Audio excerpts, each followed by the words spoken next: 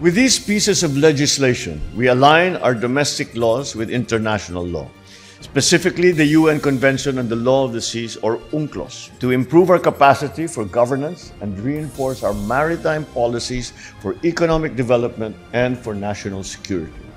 Nakasunod sa international laws at 2016 arbitral ruling ang Philippine Maritime Zones Act at Philippine Archipelagic Sea Lanes Act. Ang Maritime Zones Act ang magbibigay linaw kung gaano kalawak ang sakop na internal waters, archipelagic waters, territorial sea, contiguous zone, exclusive economic zone at continental shelf ng bansa. Dahil dito mas magiging maliwanag ang karapatan, kapangyarihan at katungkulan sa mga katubigan ng bansa para sa paglilinang ng mga Pilipino. Kasama na ring naisabatas ang mga pangalan na West Philippine Sea at ang talampas ng Pilipinas na kilala bilang Benham Rise at Philippine Rise. Ayon kay Pangulong Ferdinand Marcos Jr., dahil sa batas na ito, matitiyak na mapapangalagaan ang kapakanan ng mga lokal na mangingisda.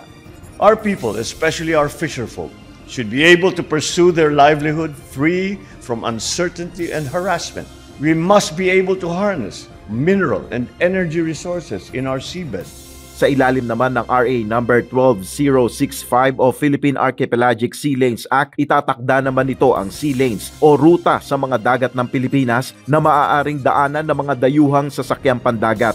Tatlo ang itatakdang sea lanes na maaaring daanan ng mga dayuhang barko. Ito ang Celebes Sea, Sibuto Sea at Balintang Channel. Sa pamamagitan naman nito, ayon kay Pangulong Marcos, matitiyak na hindi makokompromiso ang seguridad ng Pilipinas sa pagdaan ng foreign vessels. Ayon sa Department of Justice, mas magiging malinaw ngayon ang pagpapatupad ng batas ng Pilipinas sa mga karagatang sakop nito.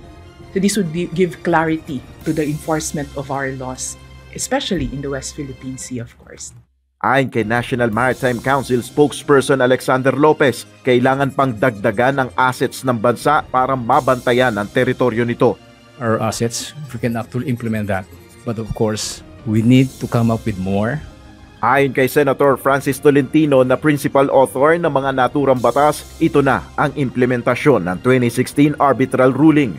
Kaugnay nito, maglalabas naman ng bagong mapa ng Pilipinas ang National Mapping and Resource Information Authority o NAMRIA, alinsunod na rin sa itinatakda ng batas na ito. Pero bago ito ilabas ay idadaan muna ito sa masusing konsultasyon.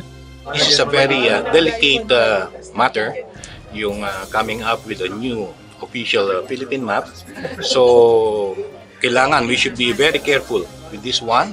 So right now, it is undergoing a vetting process by various agencies.